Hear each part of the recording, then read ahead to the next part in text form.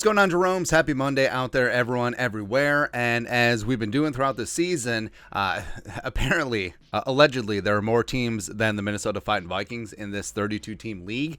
So we do things that we learned non-Vikings related. And it's easy because the Vikings were on bye this week, undefeated this week, right? So, plus, I'm fired up on a Monday. Feeling good. Got the Prince shirt on. I would die for you.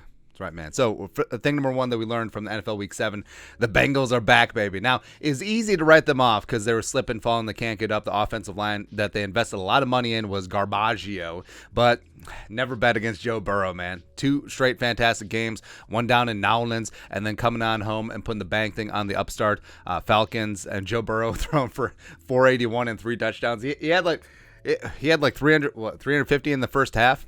Just do not bet against Joe Burrow, because you will lose. I mean, the dude is just absolutely phenomenal. I love me some jumping Joe Burrow, man. Next up, thing number 2 that we learned, the Lions are garbage. Where this kind of sucks because it's so strange. Like if you watch a channel, you know that I kind of like the Lions, where they're a long-suffering fan base, even though, yes, they're in our division, but I don't really see them as a threat. I see them as a threat down the line where this will completely change. But they have a lot of young talent on both sides of the ball, especially in the trenches.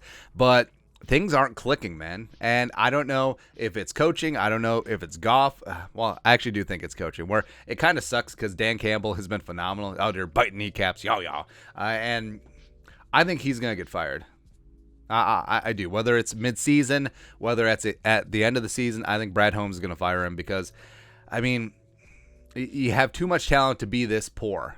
Right? And it's sort of a larger version of the Vikings over the last 2 years, where on paper you have a lot of talent, but you just continually underachieve. And I think Campbell makes a lot of in-game mistakes where you just can't have that. Where you can have mistakes, you got to learn from them. And if you don't learn from them, it's no bueno. So, yeah, kind of sucks for the Lions. Number 3, Green Bay is who we thought they were. Woo-hoo-hoo. It was so delightful for Vikings fans, just sitting back, relaxing, not having the stress of a Vikings game on a Sunday, and just watching the commies and Taylor Heineke, former Vikings legend, kicking the glass door. Can he kick it? Yes, he can. And man, just getting it done against the Packers. Also, by the way, the Packers offense only scored 14. And also one of the touchdowns was sort of in garbage time catch-up mode, 2-minute offense. Because remember, Devondre Campbell, gopher, he had a pick 6 in this game. And now, I'm not saying that Taylor Heineke was good by any stretch of the imagination, but he got a couple of nice throws down the stretch. And Brian Robinson, Antonio Gibson, they got it done. And the Packers are who we thought they were. Like that I'm surprised about the defense, because the defense was supposed to be top 5 in the league, but they are straight up trash. Rodgers looks completely disinterested. The offense is disjointed, and they got nothing going, which going down to early round. Hate to see it. Next up, number 4. Another thing I hate to see, Brady might be done.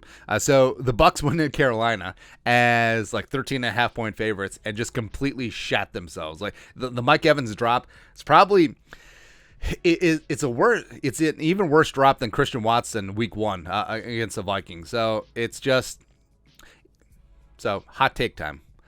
I don't hate Tom Brady. I actually really respect him. And I know that's a very unpopular take, but this Bucs team is just atrocious. It is. And Todd Bowles is, I think, in over his skis. And the defense is, the defense carried this team to the Super Bowl. I mean, you look at all the weapons on offense, but it was the defense. But it's not clicking for whatever reason. They got beat by P.J. Walker. And also, the week that they trade away McCaffrey and also Robbie Anderson is like, hey, we should roll in and just beat the Panthers like a drum. It's clear that they want to keep be tanking, but the Bucs were like, no, can't do it. How do you score 3? How do you have Tom Brady and Mike Evans and Fournette and score 3? I don't get it, man. But 2 back-to-back just horrendous loss. Oh, by the way, the Packers lost 3 in a row. Forgot to mention that. We have to mention that. But the Buccaneers losing at Pittsburgh last week and then dropping one on the road in Carolina. It's just those were 2 road wins that should be W's. It's just rough, man. Number 5, the Giants are plucky. Woo! The Giants going down, getting it done. 6-1 is 6-1, man. And it doesn't matter if your wins are being put together by duct tape and baling wire, but a win is a win. And yes, Doug Peterson, who the Giants are very familiar with, coaching error, probably should have kicked the field goal at the end towards the end of the fourth quarter, but it is what it is. The Giants are getting done. Daniel Jones, I still don't believe in him, man, but he's looking better. Saquon is that guy. I don't know how long he can carry the mail. The receivers are absolute no-names, and the defense is getting it done. Love me some Kayvon Thibodeau. Woo! I don't know, man. Like, hey, all the draft scouts and experts saying that he doesn't have enough bend, he's okay. He's okay. Where I love Brian Daboll, man. Like, the only downside here is that Daboll is probably going to win Coach of the Year and take it away from Kevin O'Connell or Sirianni. Yeah, whatever. But I mean, the Giants, they're a lot of fun. Also, it's a bad beat that they're in the division with the Eagles because, I mean, you're 6-1 and you're the number 5 seed wild card right now. It's crazy. Number 6, speaking of Jersey, Jets, Jets. 16-9 win in Denver. The Russell Wilson-less Broncos. 5-2. 5-2, and the offense isn't even that good or efficient. Zach Wilson just being dragged along. Our guy Rob Salah, and getting things together on that defense. Sauce Gardner is already an alpha dog in this National Football League, and it's a lot of fun, man. Like, I'm not gonna lie, when the Jets and the Giants actually have a pulse and aren't just garbage, I feel like the league is better. Don't ask me why, but it is. Also, the New York area. All right, so you got the Bills, who are the only team in New York State, yes. But then you got the Jets and the Giants. I mean, New York is the state of football right now. What the hell happened, man? That's crazy. Next up, number 7. Oh, they did lose Breece Hall to probable torn ACL, so that really sucks. But 7. The Seahawks might be legit. Now, I predicted after they traded Russell Wilson that the Seahawks were going to be tanking and that they would be biblically bad. But respect, John Schneider, Pete Carroll, they got this team going, man. A 37-23 win down in, well, you could say it's a road win, except it really isn't. I mean, both the Rams, the Chargers, and the Raiders, they will never have a home field advantage, and the Cowboys to a degree too, because there's just so many visiting fans that come in and fill that stadium that it's rough. And I was wrong on the Chargers, man. We're actually going to do a video this week of where I was right and where I was wrong, but it's almost like we're stealing that idea from someone else. But I was wrong on the Chargers. They were not ready for prime time, but injuries of course factor in. But I mean, Seattle 4-3. If the season ended today, they would be the 3 seed in the NFC. They're leading the NFC West, ahead of the Niners, ahead of the Rams, ahead of the Cardinals. It's crazy, man. Just Geno chucking it, looking like he did back in West Virginia, Mountain Mama. And also Kenneth Walker, the pride of Michigan State, coming in just bashing fools. I love it. I love it. Now, it's unfortunate DK probably is out for the season. Had kind of a bad-looking injury, so that kind of sucks. Number 8. The Chiefs are fine. Yeah, 44-23 win over the Niners. Super Bowl rematch, just an absolute bang thing. Yes, they lost at home to the Bills. They had a shot at the end, but Mahomes threw that interception. And the offense, I mean, a lot of people thought that the offense would take a step back without Tyreek Hill. It's fine. It's perfectly fine. I actually do think that.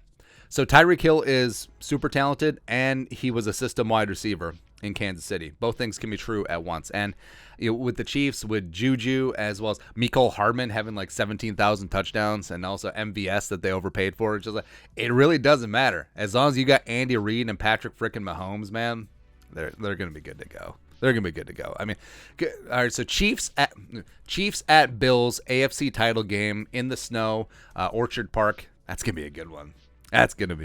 Next up, number 9. I don't know about the Niners, man. So the Niners do have one of the best, if not the best, defenses in football. They just got shredded by the Chiefs on their own turf, and they're 3-4. They're lagging in the NFC West. They just traded, a 2-3-4 and change for McCaffrey. I don't know. I really don't know, because I think the problem is Garoppolo, because you're only going to go as far as Jimmy G can throw you, and that is certainly not far. And I get that when McCaffrey and Debo, he shouldn't have to throw more than 5 yards downfield. But I mean, this team is limited. It is, and I don't know if they're going to be able to get things together in time to make this McCaffrey investment a solid one, but who knows? It's a week-to-week league. We'll see. Lastly, number 10, Tua don't give an F. So, Pittsburgh 10. Pittsburgh 10, Miami 16. So, I mean, Tua was out here coming off a concussion protocol. You would think that, all right, so Tua's going to dial this back. It's another primetime game, and it would just be horrible if he had 3 concussions in 5 or 6 weeks or whatever it is. But Tua out here just like diving head first, just running around trying to make plays. And overall, he wasn't very good. Because let's be honest, the Steelers dropped 4 interceptions, which would have flipped up the game. And it's ironic that the Dolphins ended the game on a Kenny Pickett interception, because they caught Pickett's 3 picks and they dropped all 4 from Tua. It's just, the NFL is weird sometimes. It's kind of crazy, man. But the Dolphins get off the mat. They stopped their 3-game losing streak, so that they're now 4-3. And I think that they'll be tough in the AFC. TBD. I think Mike McDaniel is a good coach, but there, of course, there's a ton of talent there with Tyreek and Waddle, but we'll see. We'll see. But this is the ultimate reality TV show, because you never know what's going to happen week to week, and I just absolutely love it, man. It's fantastic. But your thoughts on our thoughts. 10 things that we learned week 7. Let us know your thoughts and our thoughts in the comment section below. Subscribe for daily Vikings takes. Want to support the work? Put a little something in the Venmo. But till next time, Skull Production Value.